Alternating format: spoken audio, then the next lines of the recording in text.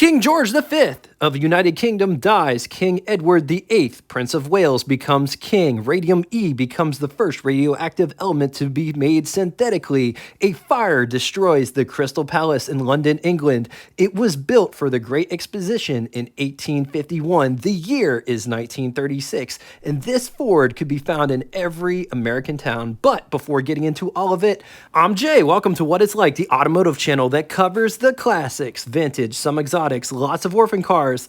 Wednesdays is Engine History Wednesdays, where we take a look at different engines and give overviews of different engine families.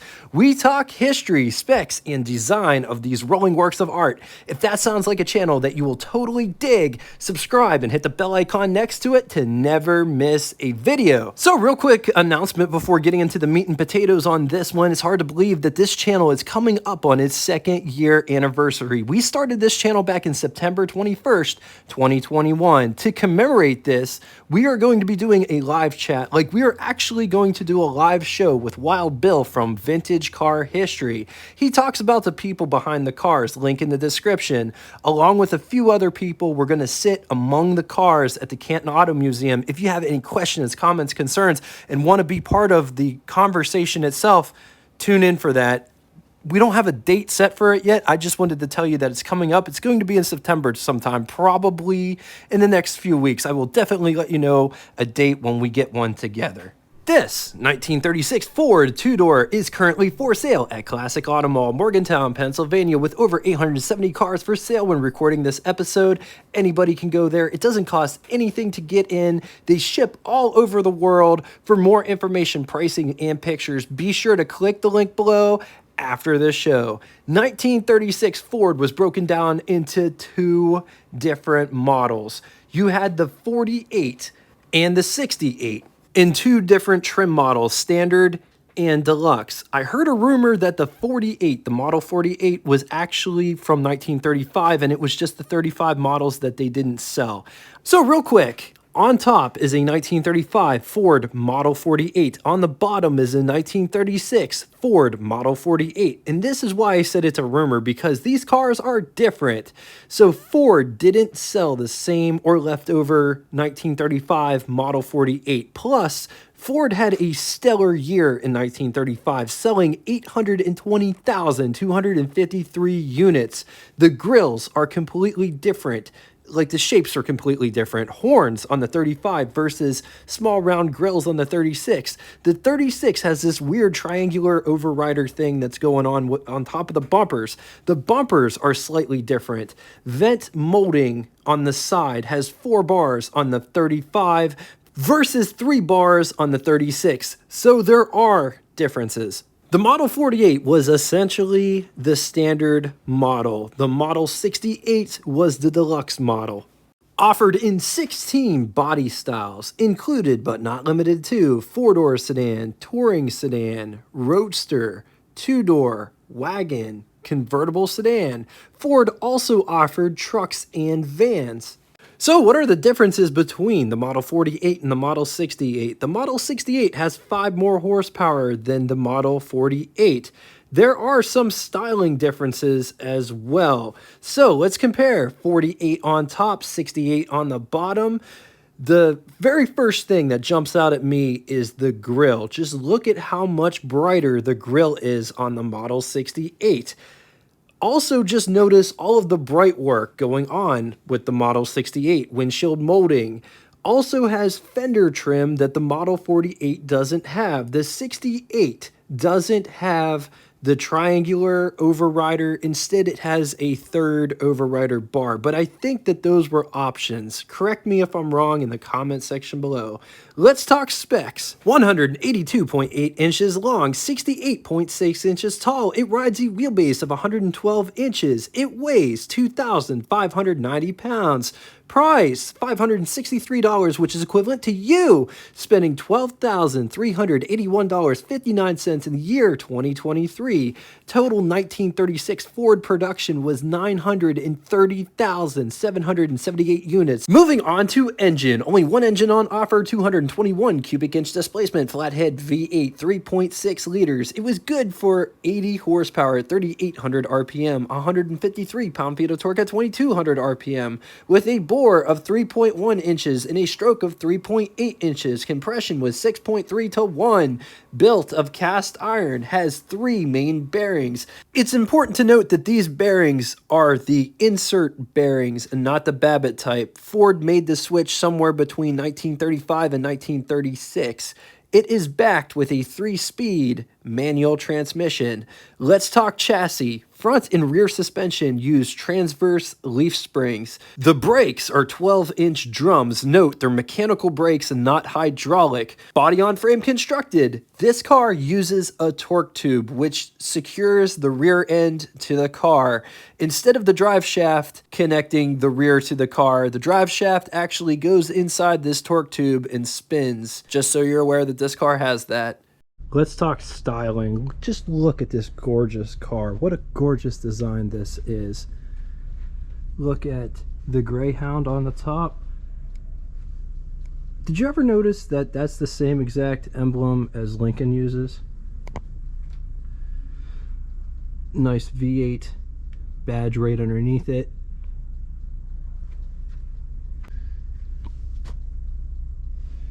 Look at these bumpers. Look at how they curve back around. That is very interesting. I love the pinstriping inside the bumpers themselves. Nice bumperettes and or overriders. This one has aftermarket accessory lights. I believe these are turn signals. Look at these smaller grills. Just look at this grill. This hole is for the, if you wanted to hand crank it, you could put the hand crank through the hole and crank it by hand if you wanted to.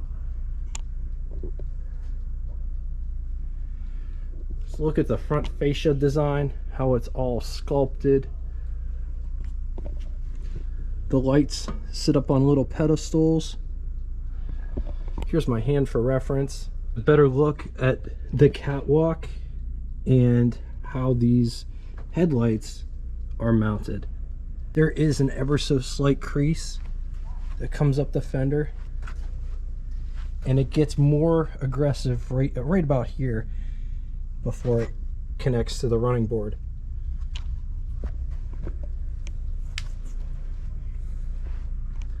I love these vents and nice stainless to accent the color.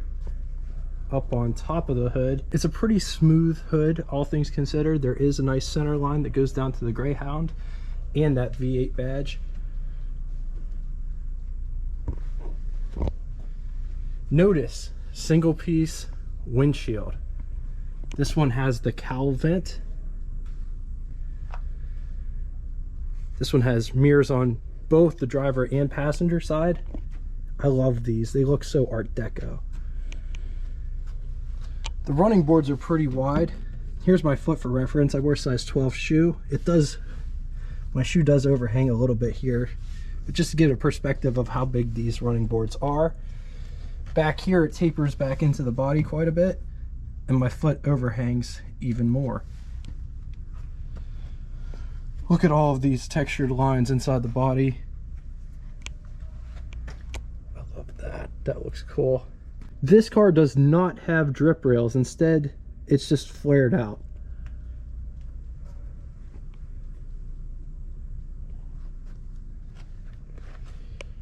Just look at these rear fenders.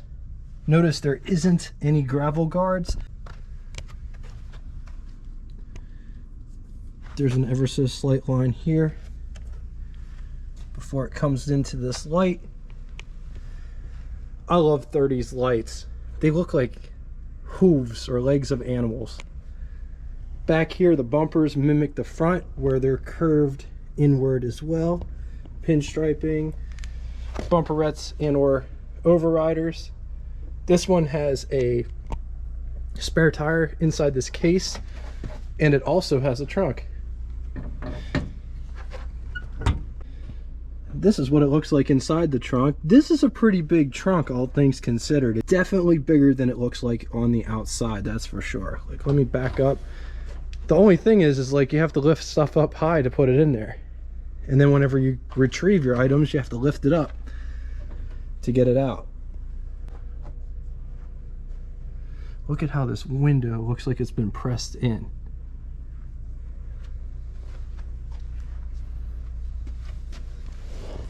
Also, check out this rear exhaust tip. That looks like factory because Ford was stamping V8 everything. Like, check this out. On the hubcaps even, it says it has that same V8. Over on this side, the gas filler cap is right here on the left-hand side, driver's side, correct side in my opinion. And notice it shares the same housing that the taillight goes in. Just look at how this door handle is designed. Look at this door. Look how it's all framed out. Also, the door isn't straight, it curves. This feels like mohair. Door handle to get out, window crank for the big window, and it operates like this. And that's how thick it is. Coming down inside the pedal box, high beam switch, clutch, brake, gas pedal.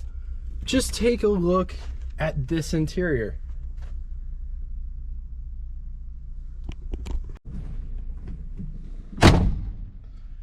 Here is what over the hood looks like. Here is what first person over the hood looks like. Underneath the steering wheel, there is tons of space to put my hand in between my lap and the steering wheel. The only reason I show this is because there are some cars that I don't fit into. If you're looking to buy this car, it's always good to know, am I gonna fit? If you wear a size 36 pants, you will fit in this car, no problem at all. On to the button switches and knobs, starting on the left and moving right. Gasoline gauge, speedometer in the center with odometer at the top and tripometer right below it. Backing up to take a better look at the steering wheel. There is a switch on the steering wheel. Turn it to the left for low beams. Turn it to the right for high beams. The center of the steering wheel hub doesn't move, much like an Edsel. Coolant temperature gauge, amp meter. Notice there is not an oil pressure gauge. T-handle to crank out for the crank out windshield. I'm not sure what this one is. If you know, in the comment section below. Hand throttle, radio, lighter, choke, locking key cylinder, which locks the steering wheel, making it harder to steal. Up above are sun visors. Notice how they are hinged. Look at this bright work. That's really cool. Sun visors are pretty nice size. There's my hand for reference. It's got this nice oval rear view mirror in the center. Over here, another sun visor. This one does have the windshield crank out feature, and that's what this is for. That's to close and open the windshield, which I think is a really cool feature. They don't put on cars anymore. Wouldn't be very safe. You know, if you roll over or whatever and the window busts out, it's not very good. But down here, they do have the cowl vent as well. And what this does is, it's stuck, but what that does is it opens up like almost like a trap door. It's almost like a hood scoop. And these engines put out a lot of heat, and there's no insulation between you and the firewall. So what it does is it takes air from outside, blows it down at your feet. Really nice feature. Once again, they don't put on cars anymore. On to the glove box test. Here's our test subject. Here is my hand for reference. Here is the glove box in question. Oh, look at that.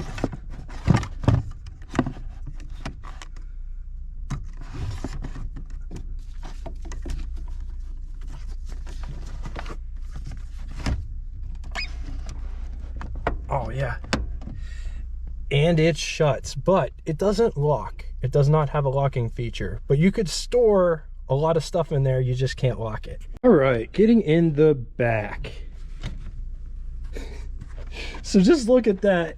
This chair pivots on these like little pivot points. There's nothing securing the rear of the chair. So if you slam on the brakes, I guess you go like this. I don't think it would be that bad though. I never drove one of these at speed. I drove a 40 once, and I don't remember the chair being like this. But when the chair's out of the way, look at how much space you have to get back there. And it's nicely carpeted, which looks like that might have been an added thing. This is what the front looks like from the back. Let's take a quick gander at the greenhouse, or the pillar to glass ratio. This is what visibility looks like out the rear from the back seat. It does have a small parcel shelf back there. Let's talk seating position. This, just like we did a 35 a little while back, this is one of the most comfortable Fords I've ever been in.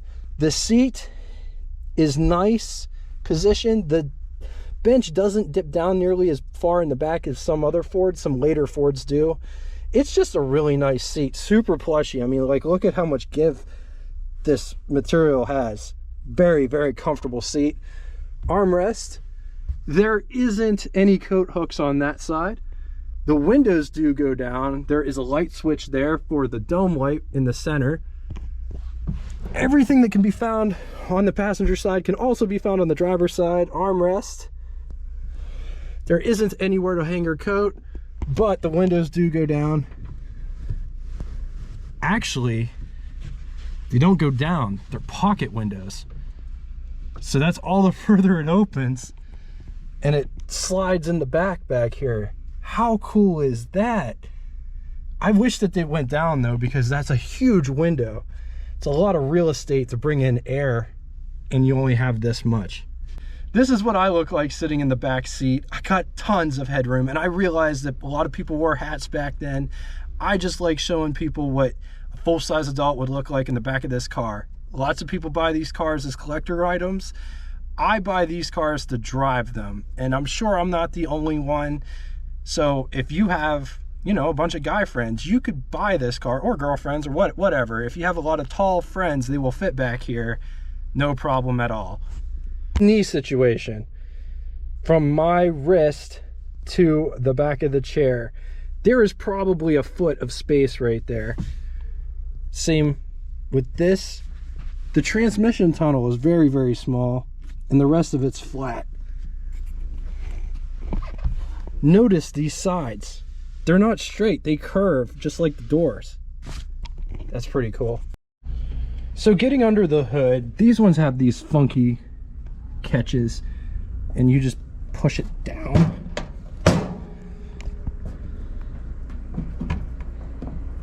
But it's a two-hand job. You got to push that one down, and then you got to push this one down at the same time, and then you can pick it up. Definitely a two-handed operation, but I got it unlatched. Hood isn't terribly heavy, but that's the Ford Flathead V8 sitting down inside there. I like the fact that it's pretty much exposed, and you can get to just about anything that you want to get to. Coming to the other side now with both sides open, 6-volt battery sits right here. Just look at how big the 6-volt battery is in relationship to the engine itself. Generator sits on top. Fan is mounted high instead of low, and the horn is actually below the fan. Interesting.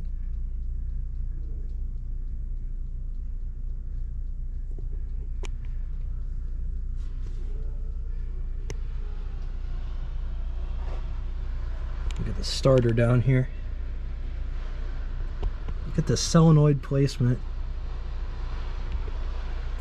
Also, just check this out. Right here, there's this nice stopper for the hood to rest against so it doesn't come flying back at you. Just look at how this hood is designed to open. The radiator is in the nose of the car. Carburetor is right in the center. Look at that intake. How cool is that? Steering wheel shaft coming down inside the steering wheel gearbox itself. I just love the fact that you can see everything and you could work on it if you needed to. There's the data plate right there. On the positive side, powered by Ford's iconic V8, timeless design, very spacious, both front and rear, comfy seats, camera fits in the glove box. Trunk is in the body of the car itself. Getting back to the space thing real quick, this car is 182, almost 183 inches long. It's not that big of a car, all things considered, and it has more space in it than any Ford product that I've ever been in, aside from the 35 Ford that we did a little bit earlier. Any Ford from the 50s or 60s, or probably any era, this Ford has more space than all of them. So if you have a family and you want to use a car to go to car shows or do events or anything like that, this is definitely a top contender. Against it, Ford flatheads do tend to overheat if you look at them the wrong way.